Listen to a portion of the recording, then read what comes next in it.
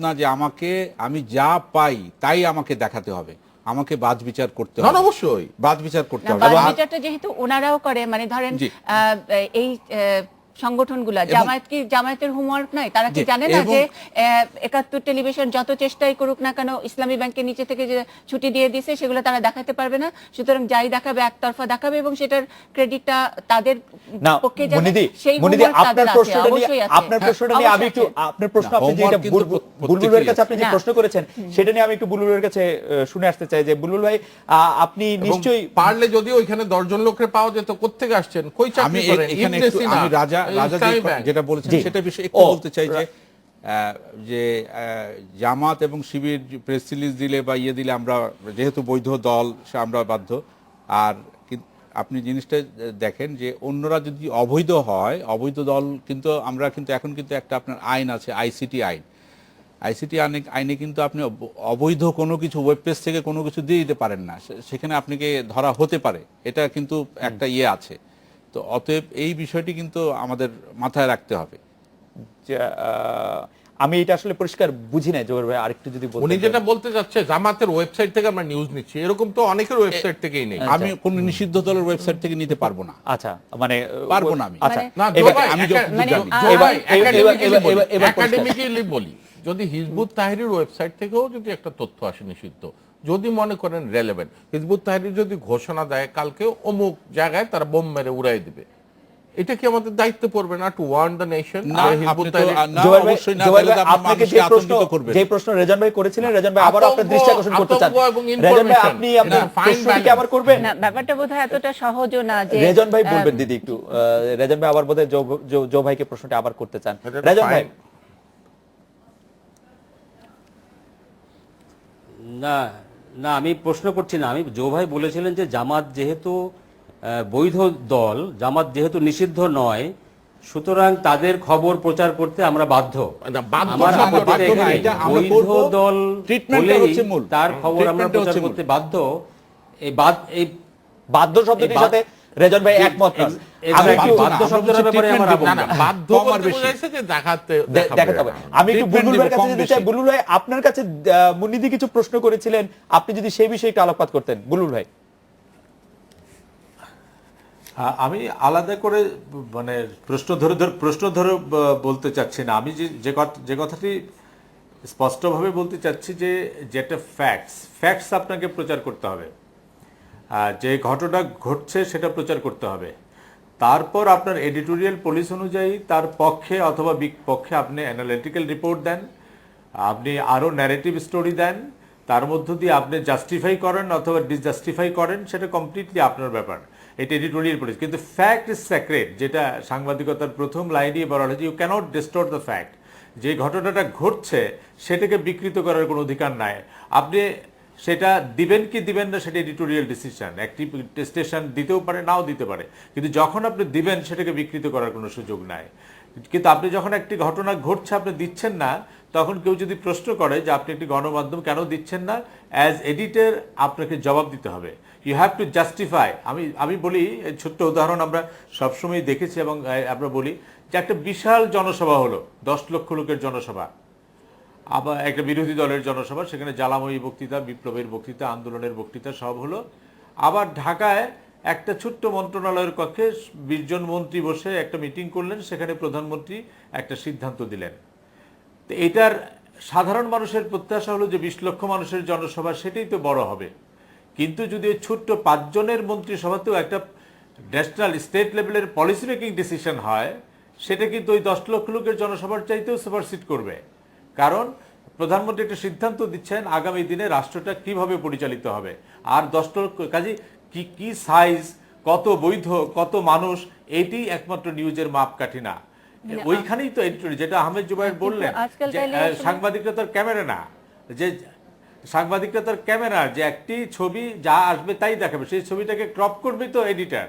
সেই ছবিটার কোন অংশটাকে আপনি ফোকাস করবেন, সেটাকে ডিস্টোর্টও করতে পারেন, ফ্যাক্টসও করতে পারেন। Right. এবং আমার ধারণা, আমি যেটি বলতে চাই, যেটি একটু আগে আমি শুরুতে উদাহরণ দিয়েছিলাম, যে আপনি যেমন কামারুজ্জামানের নিউজটা কোর্টে কি হয়েছে, কোর্টে 2 পক্ষ বলেছে, এবং আমরা বাবু ভাই যে ইসলামিক ফাউন্ডেশনের ডিজির কথা বললেন, সেই অনুষ্ঠানে আমানুল্লাহ কবির সাহেবের সঙ্গে আমিও ছিলাম, বা আমি প্রশ্ন করেছিলাম তাকে যে ইসলামিক ফাউন্ডেশনে জানাজা পড়ার ক্ষেত্রে কোনো নিয়ম কানুন আছে কিনা। ইসলামিক ফাউন্ডেশনের ডিজি বলেছিল যে হ্যাঁ, আমাদের কাছ থেকে সাধারণত মানে খুব নামি দামি কেউ হলে ওরা একটা পারমিশন নেয়। আমি জানি না লিখিত কিছু আছে কিনা, এবং তিনি তখন বলেছিলেন যে তারা সেই পারমিশনের জন্য অপেক্ষা করবেন। তো কাজেই আমার বক্তব্যটি হচ্ছে যে কামারুজ্জামান, যেমন ধরেন ৭১-এর সেই অনুষ্ঠানে আমি প্রশ্ন করলাম জওয়াদ মালুম সাহেবকে, যখন কামারুজ্জামানের উকিল বললেন, না গোলাম আজমের উকিল বললেন যে এটা ফেক বানানো এইসব, আমি জওয়াদ মালুমকে বললাম যে এই যে উকিল সাহেব এই কথাটি বললেন, এটিকে আদালত অবমাননা হবে? বা নীলফামারীর রাজশাহীর জনসভায়, নাটোরের জনসভায় যে জামাত নেতা বললেন যে আরেকটি মৃত্যুদণ্ডের রায় হলে সারা বাংলাদেশ অচল করে দেওয়া হবে, এটা কি আদালতের অবমাননা হবে? এখন এই কথাটা যদি প্রচারিত না হতো তাহলে এই প্রশ্নটা আমি করতাম কোত্থেকে? এবং এই যে তাদেরকে আপনি দেখেন কামরুজ্জামানের রায়ের পরে কিন্তু তারা অনেকটা সংযত, তারা কোর্ট সম্পর্কে কথা বলার ক্ষেত্রে খুব কেয়ারফুল ছিল। আমার ধারণা আগের দুইটির মেসেজ তারা পেয়েছিলেন, কারণ জওয়াদুল মালুম বলেছিলেন যে আমরা এটা কোর্টের নোটিশে আনবো। কাজে আমার বক্তব্যটি হচ্ছে, একটি ঘটনা ঘটলে পরে আমার এডিটোরিয়াল জাজমেন্ট অনুযায়ী সেটাকে আমি নিউজ হিসেবে দেব, এবং এটাকে জাস্টিফাই করার জন্য অথবা এটা জাস্টিফাই না করার জন্য আমরা জামাতের হরতাল হয়েছে কি হয় নাই সেটা নিয়ে আলাদা স্টোরি করবো, কিন্তু জামাত হরতাল ডেকেছে এটা আমি বলতে পারবো না। আর মুন্নি যেটি বললেন যে জামাত যদি কখনো বলে যে আমরা ডাকি নাই, এটা হাইপোথিসিসেরও কতগুলি ধারণা থাকে, ধারণার একেবারে অতি ধারণা হয়ে গেলে খুব বিপদ। কারণ এই যে জামাত কি বলেছে যে আমরা হরতাল ডাকি নাই? আপনি বাংলাদেশের মিডিয়াতে জামাত বলে নাই, কখন বলবে এই জন্য কি আমরা বসে থাকবো? দীপু ভাই অনেকক্ষণ ধরে বলতে চাচ্ছেন, দীপু ভাই অনেকক্ষণ ধরে বলতে চাচ্ছেন, আমরা দিদি আমি একটু বলি। আপনি হাইপোথেটিক্যাল বলেছেন, আমরা কিন্তু আজকে এমন একটা সময়ে জামায়াতের হরতাল আরো 1000 বার হয়েছে, 1000 বার হরতালে নিউজ দিব কি দিব না আজকের বাংলাদেশে আলোচনা করিনি। আজকে আমরা যে সময় আলোচনা করেছি, যখন নিউজ রুমে এই ধরনের ডিবেট খালিদকেও সহ্য করতে হচ্ছে, আমারও সহ্য করতে হচ্ছে, এবং মানে অন্য কোন আমি বলছি কেউ কে ক্লেম করেছে হরতাল ডেকেছি, ক্লেমও করে নাই সেখানে। আর আপনারা তো আমাদের দায়িত্বশীলতার কথা শেখান। আমার মনে হয় আপনাদের দায়িত্বশীলতার কথা বলেন, তাহলে আমি বলতে চাই যে আমরা কিন্তু মুন্নি আমি একটু বলি, আমি যেটা বলতে চাচ্ছি, আমরা কিন্তু শুধু ওয়েবসাইটে তারা কি বক্তব্য দিল তার উপর নির্ভর করি না। আমরা অবশ্যই এর পাশাপাশি তাদের ওয়েবসাইটে যেই হরতালের যে তারা ঘোষণা দিচ্ছে সেটা সঠিক কিনা সেটার জন্য কিন্তু আমরা যাচাই করি, আমরা যাচাই করেই কিন্তু দেই, এতে তো কোনো ভুল নেই। এখন মনে হতে পারে যে আমরা যেহেতু খবরটা দিচ্ছি এই কারণে হরতাল হচ্ছে, বিষয়টা তা না। হরতাল মানুষ বুঝে গেছে যে জামাত এখন যে অবস্থায়, জামাতের এই হরতালে সাড়া দেওয়ার মতন কোনো অবস্থা নেই, সুতরাং মানুষ সাড়া দিচ্ছে না। এখন আমি যদি সংবাদ চেপে রাখি বা তথ্য চেপে রাখি তার মানে যে হরতাল হবে না তা না।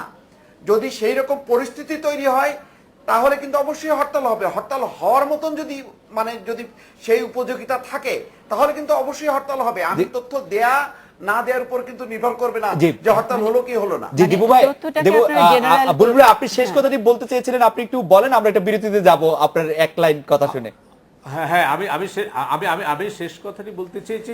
আমাদের বলতে চাচ্ছি যেটা সংবাদের যেটা মূল্য আছে, তথ্য বিশ্বাস করি যে জামাত একটি স্বাধীনতা বিরোধী শক্তি হতে পারে, জামাত মুক্তিযুদ্ধ বিরোধী শক্তি হতে পারে, সব সত্য আছে, কিন্তু জামাত একটি অর্গানাইজড ফোর্স। আমি যেটা বলছি যে সেই ক্ষেত্রে কোনো ক্ষেত্রে আওয়ামী লীগ বিএনপির চেয়েও একটি শক্তিশালী দল এবং সংগঠন।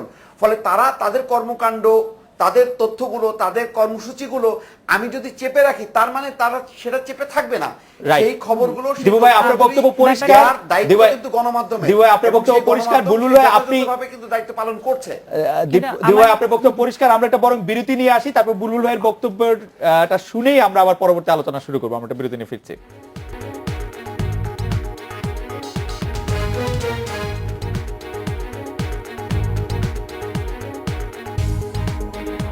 ফিরলাম আজকের বাংলাদেশে। বিরতির আগে মঞ্জুর হাসান বুলবুল কথা বলছিলেন, আমরা তার শেষ কথাটি একটু শুনে নিব। বুলবুল ভাই আপনি বলছিলেন। আমি খুব সংক্ষেপে বলতে চাই যে বাংলাদেশের মিডিয়াতে বেস্ট প্র্যাকটিসেসও যেমন আছে, ওয়ার্স্ট প্র্যাকটিসেসও আছে নিউজ রেসপন্সিবিলিটির দিক থেকে। বেস্ট প্র্যাকটিসেস যদি আমি বলি, মানে এখন আপনারা এখানে যারা আছেন তাদের অনেকে রিপোর্টার ছিলেন, এই রিপোর্টাররা এখন সম্পাদকের দায়িত্বশীলতা নিয়ে কথা বলছেন। আমি খুব আনন্দিত যে এক সময় যখন আমি একাই দায়িত্বশীলতা নিয়ে কথা বলতাম আর এরা মাঠের রিপোর্টার হিসেবে বলতো যে মাঠে যা ঘটে কেন সেটা আপনি কমিয়ে দেবেন, কেন এত এডিট করবেন। বেস্ট প্র্যাকটিসেসটা হচ্ছে যে যখন গার্মেন্টসের সন্ত্রাস সৃষ্টি হলো তখন দেখা গেল যে সাভারে আগুন লাগার সঙ্গে সঙ্গে আমরা যখন